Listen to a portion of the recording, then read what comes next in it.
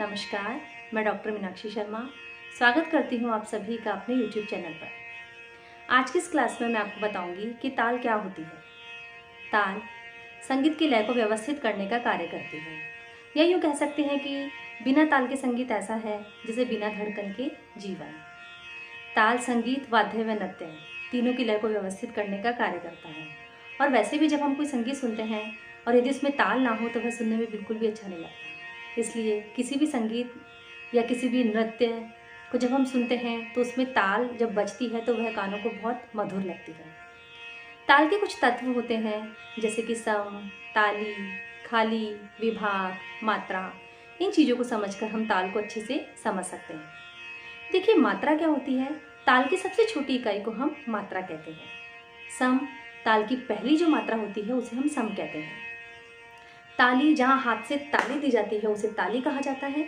और खाली का मतलब है जब हवा की ओर हम इशारा करते हैं, इसका मतलब है खाली।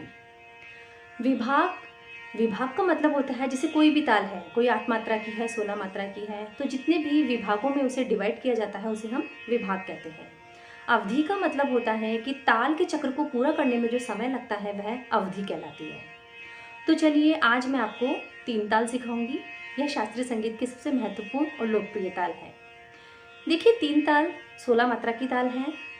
इसमें पहली, 5वीं और 13वीं मात्रा पर ताली है और 9वीं मात्रा पर खाली है।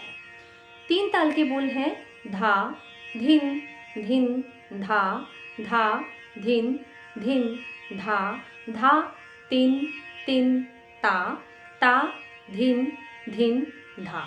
आप चाहे तो इसे नोट भी कर सकते हैं। अब मैं इसे हाथ पर बजाकर बताऊंगी, आपको इसे अच्छे से देखना है, बाद में मैं आपको इसकी प्रैक्टिस करवाऊंगी। चलिए शुरू करते हैं। धा, धिन, धिन, धा, धा, धिन, धिन, धा, धा, तिन, तिन, ता, ता, धिन, धिन, धा, धा। अब आप मेरे साथ सब लगाएंगे इसे। चलिए हम फिर से शुरू करते हैं। धा, धिन, धिन, धा, धा, धिन, धिन, धा, धा, तिन, तिन, ता, ता, धिन, धिन, धा। अब मैं इसकी थोड़ी लय बढ़ाऊंगी, आप सब देखिए और कोशिश कीजिए लगाने की।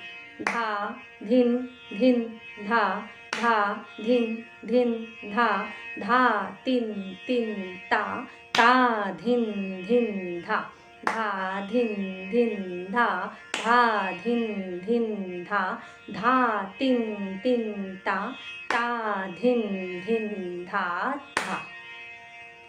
तो आज हमने 3 ताल सीखी। आपको रोज इसका अभ्यास करना है और मैं अगली क्लास में आपको किसी भी राग की बंदिश या सरगम सिखाऊंगी जो 3 ताल से संबंधित हो। चलिए, आज की क्लास में बस इतना ही। पसंद आए तो लाइक एंड सब्सक्राइब ज़रूर करिए। धन्यवाद।